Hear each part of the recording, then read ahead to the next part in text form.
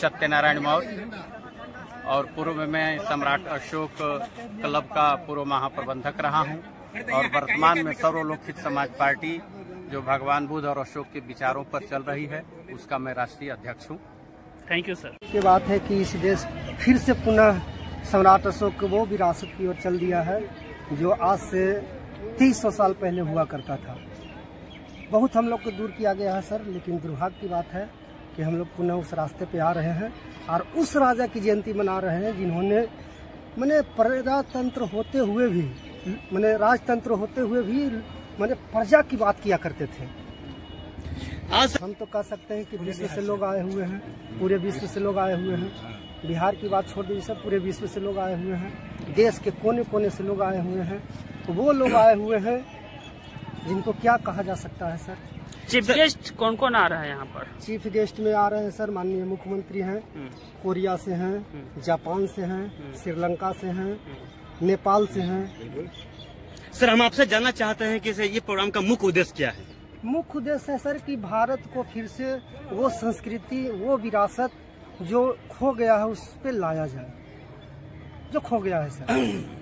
समता, समानता, एकता, बंधुत्व की वो राह दिखाया जाए सर। इस कार्यक्रम का मुख्य उद्देश्य यह है सभी धर्मों का सम्मान होना चाहिए। जी, नाम प्रमोद कुमार, जिला जहानाबाद से हम हैं सर। Thank you.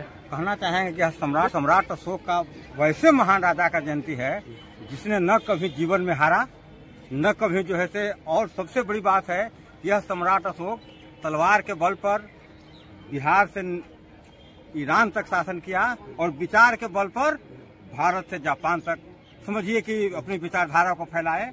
और यह सम्राट अशोक जयंती मनाने का मुख्य उद्देश्य और मुख्य लक्ष्य है कि हम लोग पुनः उस भारत में पहुंचे जहां अमन था, चैन था, शांति था। यह जो माहौल गड़बड़ हो गया है, माहौल जो बिगड़ गया है, यह जो ऊंच नीच की खाई हो गया है, यह समानता मूलक समाज को फिर से स्थापना करने का मुख्य लक्ष्य है। और बुद्ध की विचारधारा, सम्राट अशोक की धम्म विचारधारा को आगे बढ़ाते हुए हम लोग चाहते हैं कि फिर वही भारत हो।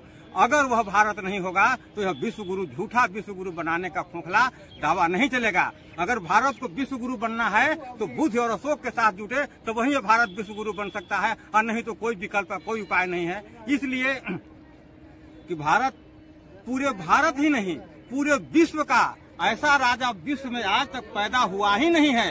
कल होगा इसकी कोई गारंटी नहीं है। तो भगवान बुद्ध जैसे विचारक विश्व में नहीं पैदा हुए और सम्राट अशोक महान जैसा राजा, चक्रवर्ती राजा, समता मूलक राजा, प्रजापालक राजा विश्व में आज तक पैदा नहीं हुए हैं। तो यही हमको कहने का लक्ष्य है, कहने का उद्देश्य है कि हम लोग भारत। क्या परिचय हुआ, क्या नाम हुआ सर? हमारा नाम विनय वर्मा है, पालीगंज से आए हैं, मेरा चंडूर मकान है। Thank you.